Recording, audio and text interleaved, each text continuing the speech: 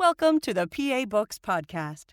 PA Books is a production of PCN, the Pennsylvania Cable Network. This program features interviews with authors of books on Pennsylvania people, history, sports, business, nature, and politics. We hope you enjoy this podcast.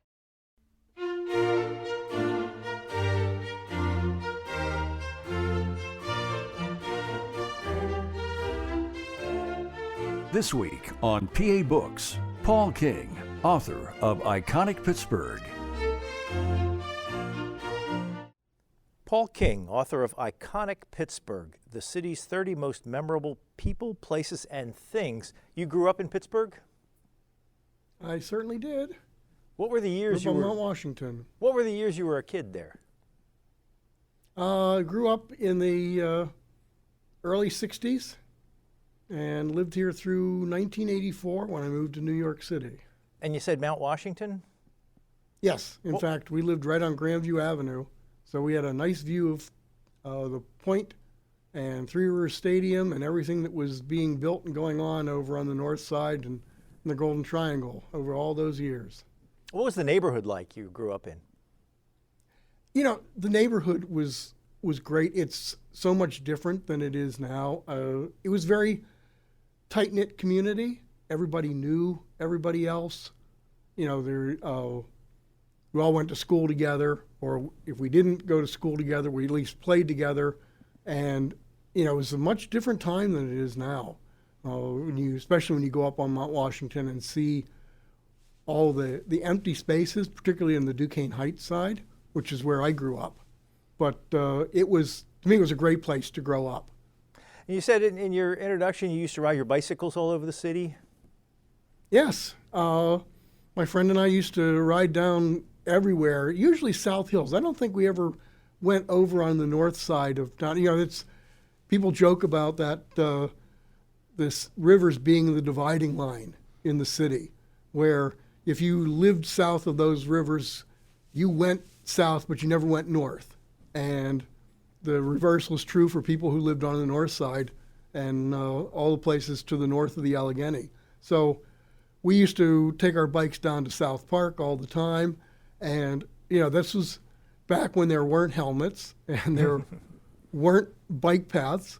So, you know, riding on some of the roads like Brownsville Road and Baptist Road going into some of the places in Whitehall and Bethel Park and into South Park, it was, we never thought about it, but it was kind of scary to do that.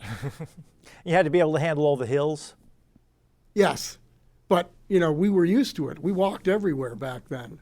You know, if we weren't riding our bike, I used to walk from Grandview Avenue across the Liberty Bridge and into Oakland on Saturdays just to use the main library or to go out to see something going on in Oakland, and we didn't think anything of it. What was going on in the city at the time? Well, back then, you know, things were starting to change. You know, when I was born, we had just gotten through, I guess, all of the terribleness of the air pollution. The water was starting to change a little bit. And, you know, we had you'd already had the first Renaissance. And I lived there through the second Pittsburgh Renaissance. And so we saw a city in flux. The steel mills were starting to close down, and you were having an influx of different kinds of industries.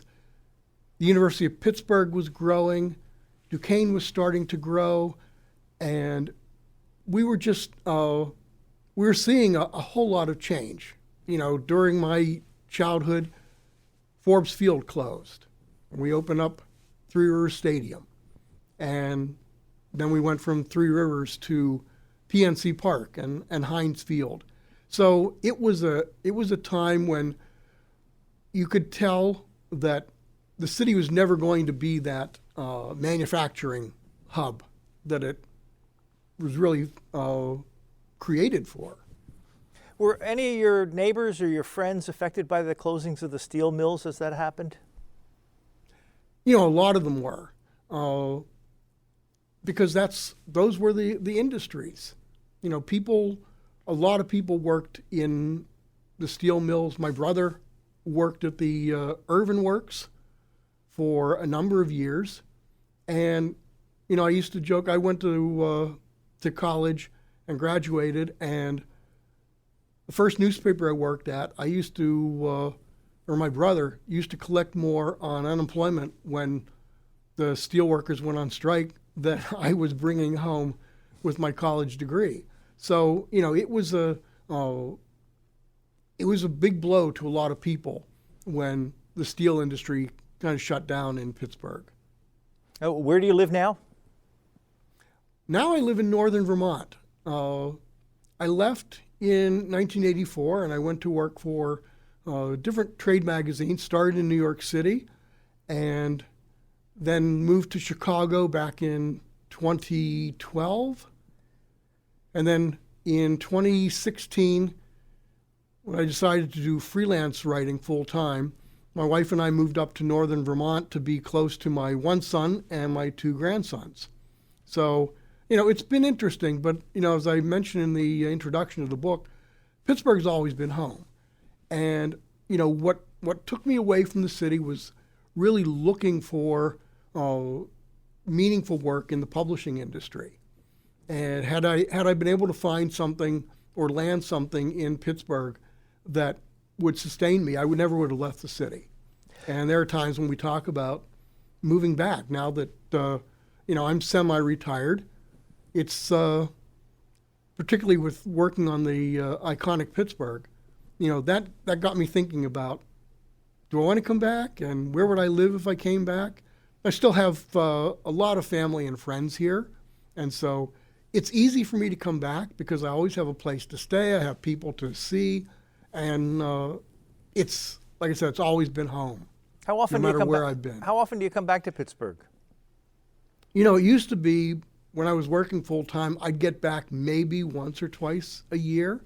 But when I started doing the research for Iconic Pittsburgh, then I found myself wanting to come back. And as a freelance writer, I could do that. I just pack up the laptop and all my notes for various clients I was writing for, and I would just come back to Pittsburgh and spend a couple weeks, do research, visit with people, spend some time in the library and looking up things, spend a lot of time at the Heinz History Center, and I could just continue to do my regular writing from usually my niece's house in Bellevue.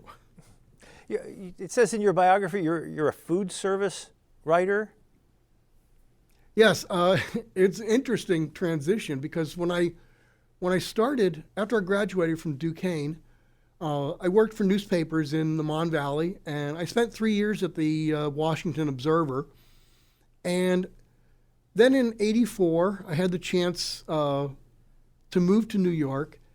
And it was really, I moved at the time for my wife, who was from New York City originally, for her to take a job as a teacher. And we talked about it, and I said, if you want this job, we can go, because if I can't find a job in my field in the publishing capital of the world, then I guess I'm not very good. So we packed up, and 3 weeks after we moved, I was offered a position at this food service trade magazine. It's called Food Management. And I didn't know anything about the food service industry. When I wrote for the Observer Reporter, I did one food service story, and it was about a central kitchen that they had built at the Ringgold School District down in Monongahela.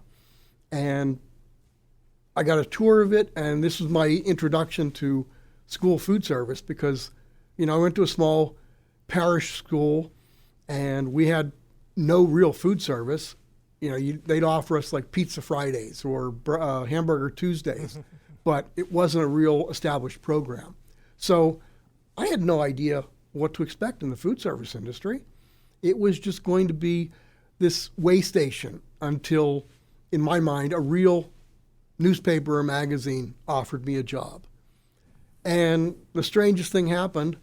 I fell in love with the industry. I fell in love with the people who worked in there. I was surprised by how innovative it was. And I wasn't writing about restaurants. I was writing about school districts and college cafeterias and hospital food service and corporate cafeterias. It was really nothing like, going to your local Outback or Applebee's. It was a completely different world. But I was amazed at how innovative these people were. They're working with budgets of, pennies compared to what a top-notch restaurateur would be working with and how much they were charging for their entrees and everything. School food service in particular, you're talking about how to feed kids food they'll eat and food that's good for them for, maybe $2.30 a day. And what they were able to do was just fascinating. And so I stayed with it. I worked for various trade magazines for almost 40 years until I decided that, I would step back and wanted to do just writing. I'd become an editor, and I loved the writing, but I hated the management. I hated dealing with the personnel issues and the budget issues. And so here I could do exactly what I had always wanted to do. But I still write a lot for food service clients, universities and some various trade magazines that I once competed with. Now, I'm doing freelance writing for them. So it was just a fascinating time. Well, we haven't talked about your book yet. Now, how did this book come about? Well, when I became a freelance writer, I started thinking about all the possibilities. I started doing some corporate histories, and doing those, there were a couple of food service companies that I was writing about. And with all the research that I started to do, I realized, okay, this is a big time project. I was used to writing, 2,000-3,000 word features, but nothing on the scale of a book.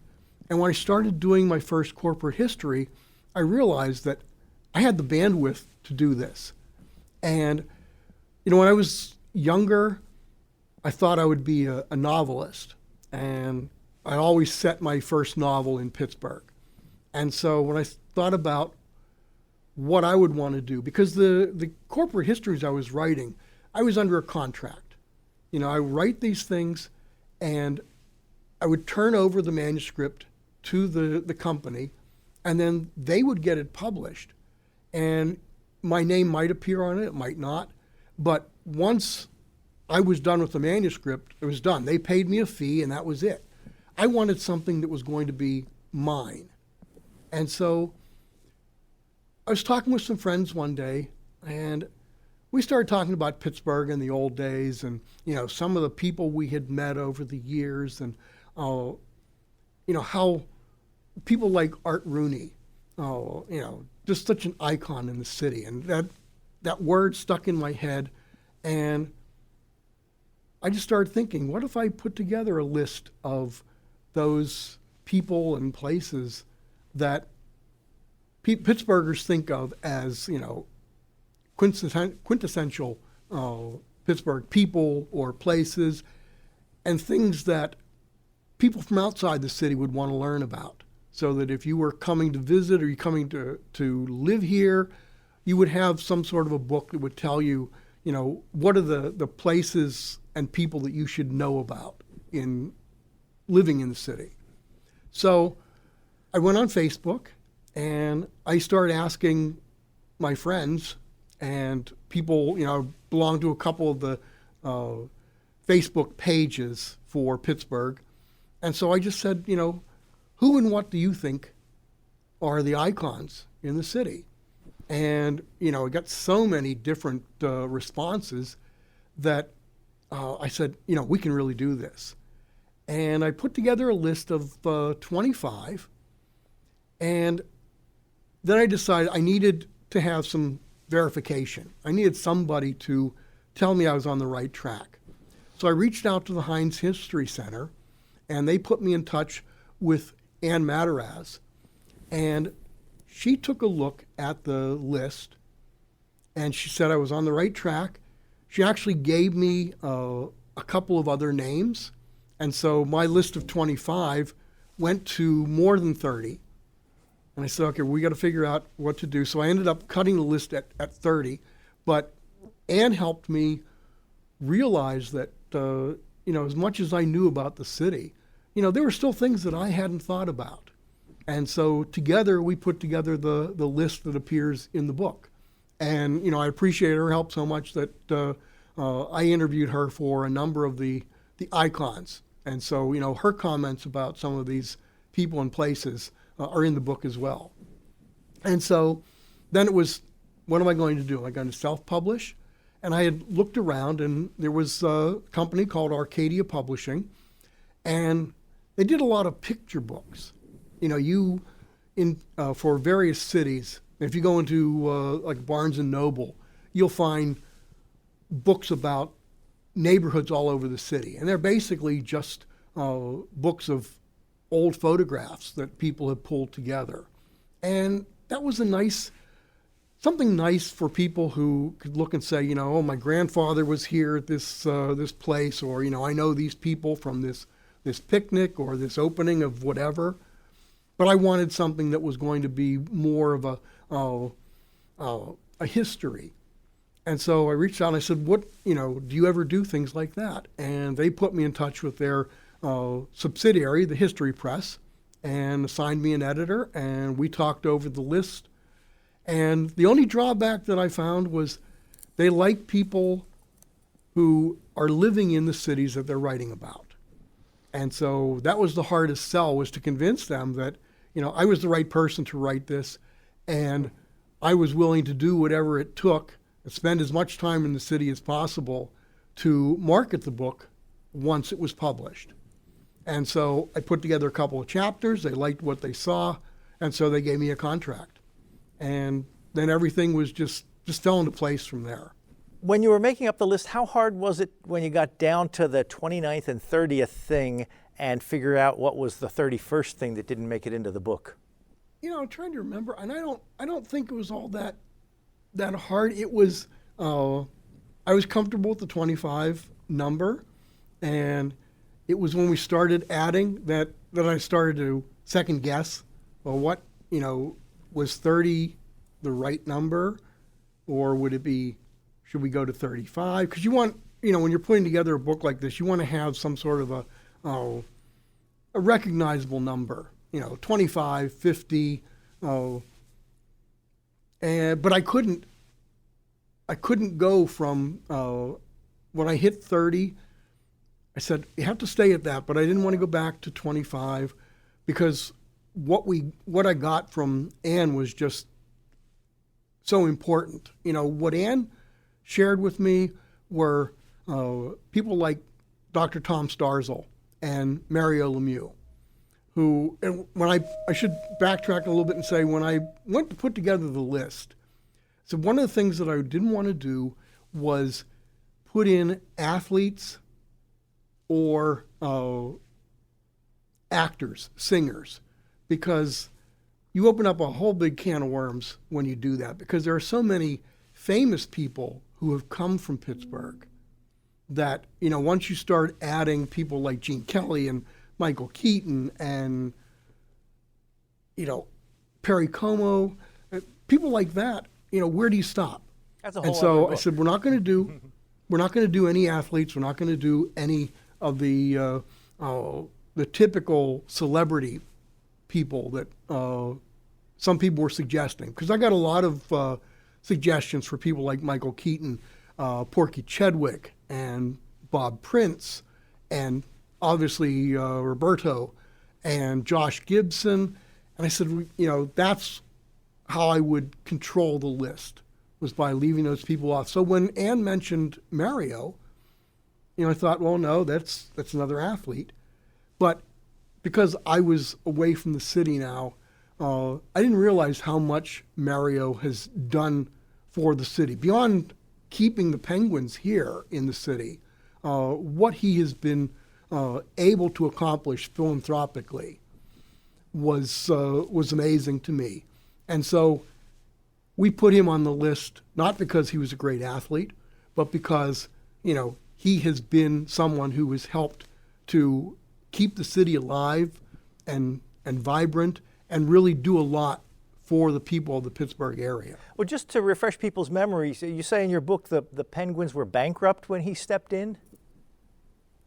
Pretty much. It was, I think it was touch and go for a while whether the Penguins were going to be able to stay in the city. And they'll be here for quite some time to come based on what he was able to negotiate. Putting in, I think they're guaranteed to be here in the city through 2037. And so, people are going to be seeing the Pens for a long time, thanks to what Mario was able to accomplish. Now, I guess with a book like this, we could just open it to any page and ask you about it, and you could just go off on each chapter. But I want to ask about one name, and that's Mary Schenley. And you say Schenley is one of the most well-known names in Pittsburgh, not necessarily a household name outside of Pittsburgh, but you say without a doubt she was the city's most unusual benefactor. What made her an unusual benefactor? Well, when you think about the time period, you're talking about the 19th century, when all of the rich people, the business tycoons and the philanthropists were all men. And so here is a woman who really became a benefactress because of things that her grandfather actually did. When Forbes was, able to buy up all this land, and, her mother inherited all of this. So, Mary Schenley stood to come into a large fortune, and it would have been something that happened to her, when she turned 21, except for the fact that before she ever got there, she had been sent away to boarding school, met a very dashing British Army officer, and went and eloped. You say a scandalous marriage. Yes. Well, he was some 20 years her senior. It was scandalous because of that. It was scandalous because it was an elopement. It was also something that had not been approved by her father, and so it was just. It really, I believe, if I remember correctly, it shut down McLeod School in Staten Island, because of the scandal. So, it troubled her father so much that he actually had a mild stroke over it. And when he recovered, he decided that his daughter was not going to inherit the millions that she was entitled to. And so he actually went to the Pennsylvania legislature and had them pass a law that made him the controller of her estate. And so, there was a time when she had no chance of getting any of her fortune. Fortunately, her father relented. They had, Captain Schenley and Mary had moved to England and actually spent some time down in the British colonies in South America, where he actually was supposed to monitor the slave trade. So, it was an interesting time for them as a couple, because their lives were being threatened because he was supposed to be controlling the main source of economy for these colonies, the slave trade down there. And so really, she was not sure what her life was going to bring, but they ended up returning to England, and her father went and visited her and forgave her and accepted Captain Schenley. And I think he always hoped that she would move back to the city. And so he bought her or had built a house for them in England, and he replicated that house on his own property in Pittsburgh, hoping that they would come back and live there. But it never really happened. She would visit from time to time, but mainly because of Captain Schenley, who thought that Pittsburgh was, I guess the term you'd use today would be like a hick town or hick country. He didn't think living in the United States was all that glamorous. He wanted to stay in England, but Mary did inherit all of her wealth when her father died. And because she wasn't living in Pittsburgh, it was, what was she going to do with this land? But I think there was a part of her that always loved the city. And so when she started giving away her land, because her wealth was not so much in money as it was in real estate. She owned a lot of property around the city. And so she started giving that to, offering it to the city, offering it to private people.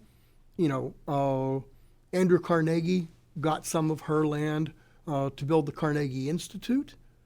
And of course, Schenley Park was, her biggest contribution to the city. And she made two stipulations when she offered the city that land. And I think this kind of shows how much she loved the city, because she said that they had to keep it as a park in perpetuity. They could buy additional land from her, and they did 100 acres. They spent $125 million for, $125,000 to buy another 100 acres. And as we all know, it has remained a park to that day. We have the Fort Pitt Blockhouse because that was on land that she owned, and she donated it to the Daughters of the American Revolution. And so it stands today in Point State Park. And the Cathedral of Learning sits on land that she donated to the University of Pittsburgh. And so there is a lot in the city that we have to be thankful for, that her father was able to forgive her, and she was able to give away her fortune for the good of the city. Now, you mentioned in your answer there a couple of things that are also mentioned in your book. One is Point State Park, and the other is the Cathedral of Learning. Yes. First of all, Point State Park, how often do you go there? I try to get down there whenever I come into the city. It's just, for me, it's a beautiful place to walk. When I was a kid and they had opened Three River Stadium, we used to walk to the Duquesne Incline, and we would ride down the incline, walk across the Fort Pitt Bridge, through Point State Park and the Fort Duquesne Bridge to get to Pirate games. And so, as a kid, spent a lot of time down in the park. And I just love downtown anyway. So even if I weren't going to a game, you always found reason to go down to the park, see the museum, walk through the blockhouse. I always loved history. And so whenever I was down there, I had to go into the blockhouse, just to look around, even if it was just for 10 minutes. Kind of feel that connection to the revolutionary times. You think about the history of the place when you stand there at the point and look at the rivers? Yes, very much so. It's because it is why Pittsburgh exists. Those rivers made the city what it was. It was a real point of defense during the French and Indian War and during the early stages of the Revolutionary War. You had Fort Duquesne there, and then you had Fort Pitt. And just the fact that those rivers and that area provided the jumping off point for a lot of the goods that people created in the city. Not too far from where the Monongahela side of the point was the first place where the purveyors would package their goods and load them on boats and send them down the Ohio or down the Monongahela. So, that is so much, that is what the city is to me, that confluence of the three rivers, because everything that we have today grew up from that little triangle of land. Now, you also mentioned the inclines, and for someone who has never been to Pittsburgh, explain the inclines. Inclines are, we take them for granted in Pittsburgh. When I rode down the incline, I never thought about where they really originated from. And it's one of the things that fascinated me when I started doing the research was, where they came from, the fact that German immigrants living up on what was then called Coal Hill, suggesting a way to get down to the city, because back in the 18th and 19th century, there wasn't an established road system. If you look at old photographs of the hills around Mount Washington and the South Side slopes, and even on the north side, there are just steps riddled throughout the city. That's how people got around. So you had these immigrants, when the steel industry began, they would walk down those steps and they would go to the steel mills along the Monongahela River, and they'd work a 12-hour day, and then they would walk back home. And they needed to find an easier way up. But there was, you didn't have cars yet. You didn't really have an established road system. So the easiest way to get up and down was going to be a straight shot. And, Germans were familiar with the funiculars, as they're called over in Europe. I think the first one was built in Bavaria in like the 16th century. So they knew that this was technology that could work. And, it became the major way for people to get around. So it was practical public transportation and not a tourist thing. Right. No, Pittsburgh was not a tourist town. I don't think it really became a tourist town until the 1960s and 70s. But for them, it was just a mode of transportation. And, people of my age who grew up with the Duquesne and the Monongahela incline, and you might, if you're old enough, remember the Castle Shannon inclines, don't realize how many there were at one time. Before the turn of the 20th century, there were 17 inclines all over the city. Some of them took people, some of them just took product. You had the incline, for instance, that went from what is now the Strip District up to the Hill District. And that was really people carting up produce to the supermarkets up on the Hill District. So, it was not, as a lot of people who visit the city see it today, as a place they can go and say, oh, wow, I rode up this nice little incline. I got to see this, panoramic view of the city.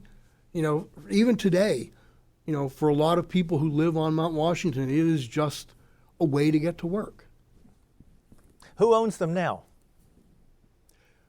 The Monongahela Incline is owned by the Port Authority, and the Duquesne Incline has private ownership, and that is, it is technically, I believe, connected with the Port Authority, but back in the 1960s, when that incline was struggling economically, people banded together on Mount Washington, and they put together an organization to save the incline. And that organization continues to run the Duquesne Incline today. And, there's the dichotomy or the difference between the two inclines. You go over to the Monongahela Incline, and you go up the incline, and you've got the overlooks for the city. But if you go on the Duquesne Incline, you've got a little gift shop and you've got the platform outside with the Veterans Memorial, and people have gotten married on that little platform, and so it's one seems more, the Monongahela is more utilitarian, and the Duquesne is more of the touristy kind of incline. We could probably talk for a long time about each of your 30 chapters, but since we're limited in time, I want to jump around a little bit and cover a couple more of them. You mentioned a little earlier about Forbes Field, and you say near the outfield wall were a flagpole and 2 light towers. All 3 were in play, and the Pirates would store the pregame batting cage along the wall near the 457-foot sign. The towers were part of the outfield. They were not outside the field of play. Did you used to go to games at Forbes Field? Unfortunately, I never got to go to Forbes Field.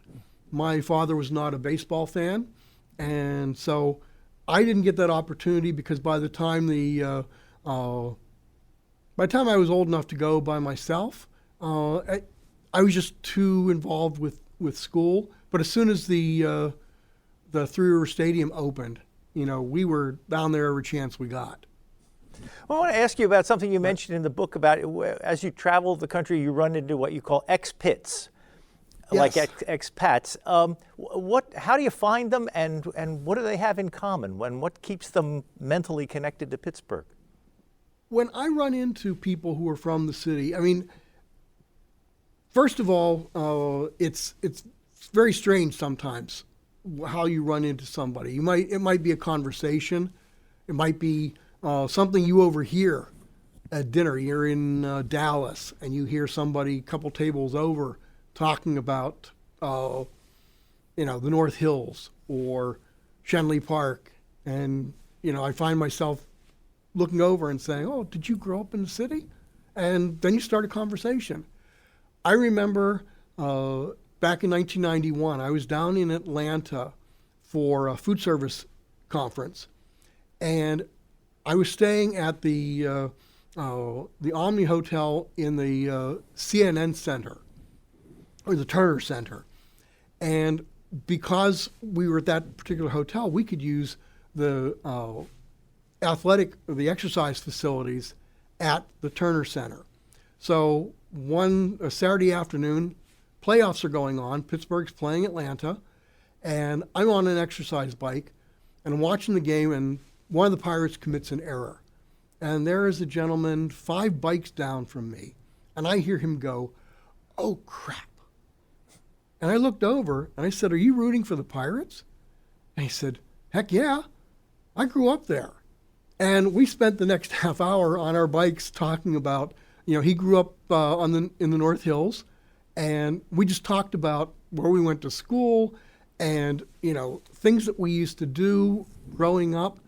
And, you run into those kinds of situations everywhere. But the one thing that I find is that when I run into Pittsburghers living somewhere else, they always stay connected to the city. Like that gentleman, he's working for CNN. He's not rooting for the Braves. He's rooting for the Pirates. And, he had lived in Atlanta for about 15 years. So that's what I find when I run into Pittsburghers who live anywhere in the country, is they always talk fondly about the city. They wish they could go back. I wish my job were there instead of here. Or they continue to follow the Pirates or the Steelers or the Penguins, no matter where they are. There's a bond for people who've lived in Pittsburgh that never seems to go away. And that's been true in my own life. If someone is watching this and they've never been to Pittsburgh and they can go there for a few days, what are the things that are the must-see things? Well, I would say, obviously you want to go down to Point State Park. You want to ride the inclines, at least one of them. But more than that, I would say you want to travel through the city. I think Pittsburgh is a series of neighborhoods, and I think that it's important to experience places like the South Side, Mount Washington, the Strip District, Lawrenceville. Those places those are what the city is all about these days. That's where the longtime Pittsburghers live, and that's where you really get a flavor of what Pittsburgh is like. You've got a lot of old timers. You have some people moving in because of the service industries that are locating here, but those people don't have the love of the city yet that long timers do. And so I think if you really want to experience, to me it's like you go to France. You can tour Paris, but if you really want to get a French experience, you go out into the countryside and you really talk with the French people who live out there.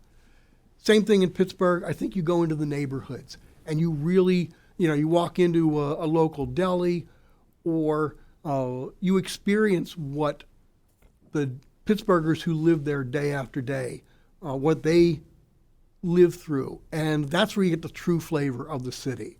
Primanti sandwich is a great, iconic sandwich, but it's kind of like, it's become like a tourist thing. And so I wouldn't say necessarily you need to experience something like that, but you definitely want to experience the neighborhoods. Well, the Primanti sandwich is one of the chapters in your book, and I want to ask you about that. Are there distinctive Pittsburgh foods that people should try when they're there? I remember going to Pittsburgh one time, and I wanted to be healthy, so I ordered a salad, and I got this salad with French fries and melted cheese on the top. Is that something you have to watch out for? The Pittsburgh salad? It's one of those strange things about Pittsburgh. I think you could do an entire book on some of the foods that Pittsburghers grew up with. Aside from the Primanti sandwich, you've got things like chipped ham from Isley's, and the White House ice cream, which is a cherry vanilla ice cream with cherries in it, that you can only find at Isley's. Anything else would be called, like a cherry vanilla ice cream. But in Isley's, it's called White House. You've got things like the Pittsburgh steak, which is a very rare steak, something that comes about from, as I understand it, steel workers who used to take things like steak, and you could put it on some of the metal that they were working nearby, and you would be able to char your steak, and it would still be very red on the inside. And so that's what, when you hear something like Pittsburgh rare steak, that's what it means, something that is charred on the outside and almost alive on the inside still. The turkey Devonshire, something that was created in Pittsburgh. Believe it or not, French fried zucchini is something else that was created in the city. And then, of course, you've got all the ethnic foods like pierogies and halushki that I think you really need to experience in the city to understand. It's one of those things, again, like going to neighborhoods, that you experience the foods that native Pittsburghers love. And a lot of it is going to be Eastern European ethnic foods. Now, another one of your chapters is on the people is August Wilson, and you say Yes. Wilson is one of the best playwrights this nation has ever seen. Who is he? I would stand by that. And, I would say there were a couple of people, icons in the city that I wrestled with. And those two would be August Wilson and Andy Warhol, because they grew up in the city, but they didn't make their living in the city. August moved to Minnesota, and he ended up in Seattle. Andy, when he graduated, he moved to New York City because that's where he knew that he was going to be able to make his living. But I included them because they both have a love for the city that I think shone through in either their love of family or the works they produced. August Wilson did not live most of his adult life here, but you've got his Pittsburgh cycle of plays, 9 plays all set in the Hill District, and each one showing a different decade of the city. I mean, that's something that you really have to experience if you want to know what Pittsburgh and the Black experience in Pittsburgh is all about. You want to read or see the August Wilson Pittsburgh series of plays. And so, those people, they had that love of the city that transcended what they did. And that's why they're in the book. Now, one of the names you mentioned earlier that also might not be a household name, Thomas Startzel. Yes. Why did he make it in the book? This is one of Ann Mataraz's contributions. And again, we wrestled with the idea of either Jonas Salk or Tom Startzel. And for Startzel, I think that a lot of the icons, the people who are iconic in the book, are there because of the innovations that they brought to the city. I mean, when we talked about some of the philanthropists of the 19th century, I've got Andrew Carnegie, but I don't have the Mellons or the Fricks, because to me, someone like Andrew Carnegie, who wasn't born here, but made most of his fortune here, George Westinghouse, another person who not born in the city, but he came to the city. The city drew him in because of its willingness to be innovative. Those people really brought glory to the city because of their innovativeness. And Tom Startzel is another one of those people.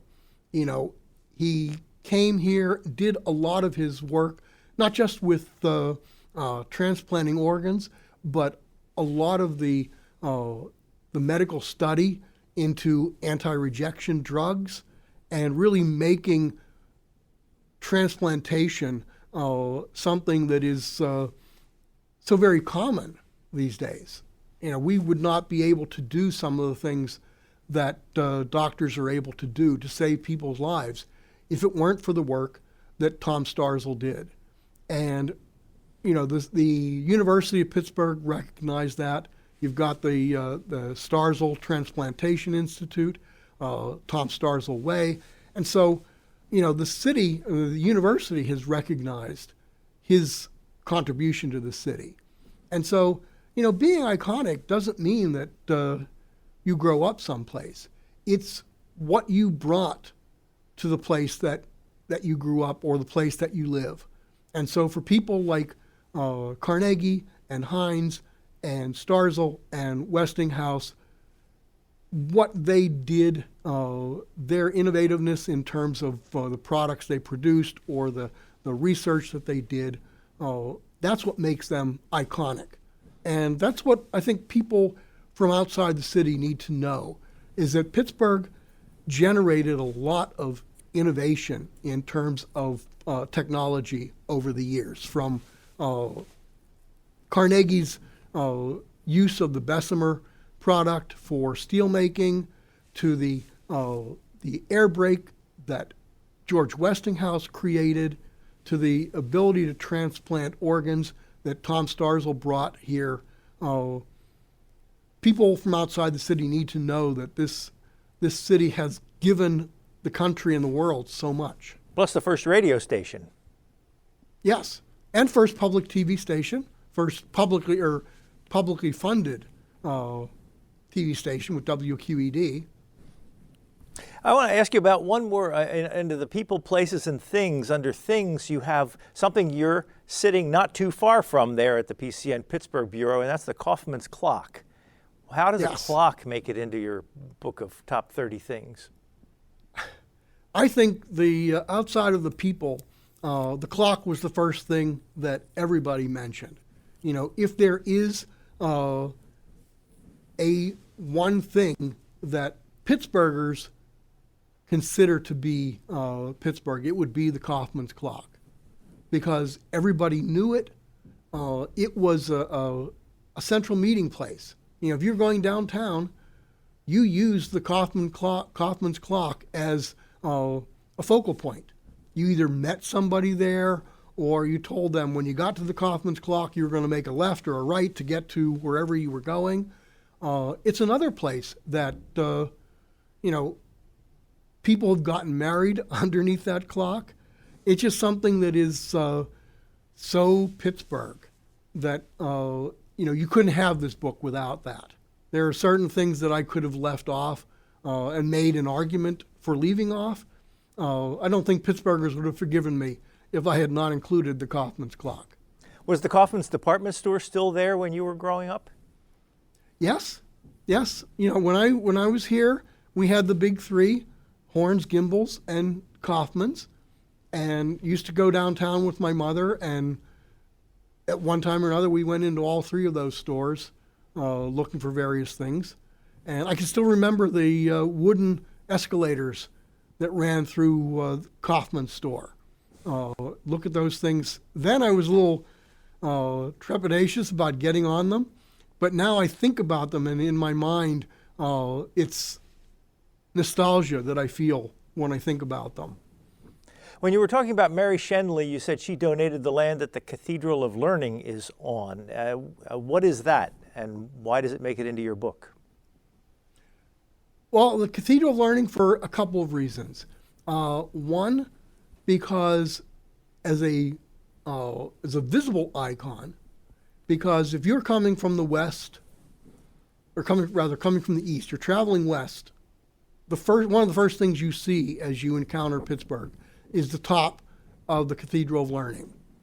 You'll see that before any other building downtown. And it's the second largest educational structure or university structure in the world. And so, that gives it some bragging rights. But inside the cathedral is something that to me is more valuable than the cathedral itself. And those are the nationality rooms. If you want to know about Pittsburgh and Pittsburghers who made this city, you take a tour of the nationality rooms and you see all of the various immigrant countries that have made this city, because those nationality rooms were built and they are maintained by ethnic groups here in the city. So you walk through there and you get a sense of how very diverse this city actually is, and what a diverse portfolio of people made it exist in the 17th and 18th centuries. It went from the English and some French and some of the Irish to the Germans and all the Eastern European, the Poles and the Slovaks coming in. They really helped build this city. They were the ones who worked in the steel mills and the coal mines and, the glass factories. Those are the people who built this city.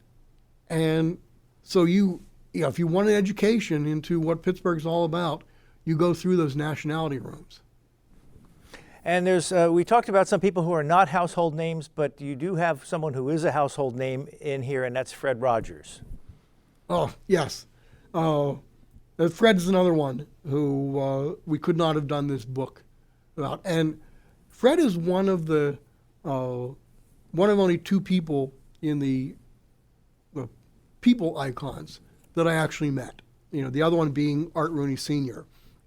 And I actually got to interview Fred Rogers. And before I did that, you saw Fred on the TV. Now I was a little bit too old for Mr. Rogers' Neighborhood, but my sister sat and watched it all the time. And so, as you get a little older and you start to be a little cynical, you think, can anybody be that sweet, that kind? And when I was working for the Observer reporter, Fred Rogers was scheduled to do the commencement speech at Washington and Jefferson College. And it occurred to me, this was in 1983, and it occurred to me that that group of graduates might be the first group of people who actually grew up watching Fred Rogers. You know, they were going to be 4, 5, 6 years old when Mr. Rogers' Neighborhood came on the air. And so I wanted to ask him what it was like talking to people that, you know, he had talked to over the airwaves for 20 some years. And so I contacted him and went into Oakland to interview him, walked into his office, which would look like yours or my den, and had an hour-long chat with someone who is absolutely the same in real life as he was on this TV screen. You know, I have never met a kinder, gentler soul. And, you know, he just brought so much to the, not just the children, but to the parents of this city and the country that, you know, if there's any person who would be considered iconic to the city, it'd be Fred Rogers. I hate to do this, but we're about out of time. So after you've tackled your first book, you think there's going to be a Iconic Pittsburgh Part 2? Not exactly a part, well, it won't be Iconic Pittsburgh, but when I put together the list, I mentioned earlier that a lot of people suggested figures like Porky Chedwick, Dick Cianca, the dancing cop from the 1960s and 70s. And so when I finished Iconic Pittsburgh, talked with my editor at the History Press, and we started to come up with another list. The book is tentatively titled Pittsburgh's Colorful Characters, and it will look at people who were colorful in one way or another. I'm going to have to stop you there. Unfortunately, we are out of time. I want to thank you for your time. We've been speaking with Paul King. He is the author of this book, Iconic Pittsburgh, the city's 30 most memorable people, places, and things. Thank you very much. Oh, thank you for having me. You've been listening to a podcast of PA Books, a production of PCN, the Pennsylvania Cable Network. Full episodes of PA Books, as well as other PCN programs, are available to stream with the PCN app. Visit PCNTV.com or the App Store for details.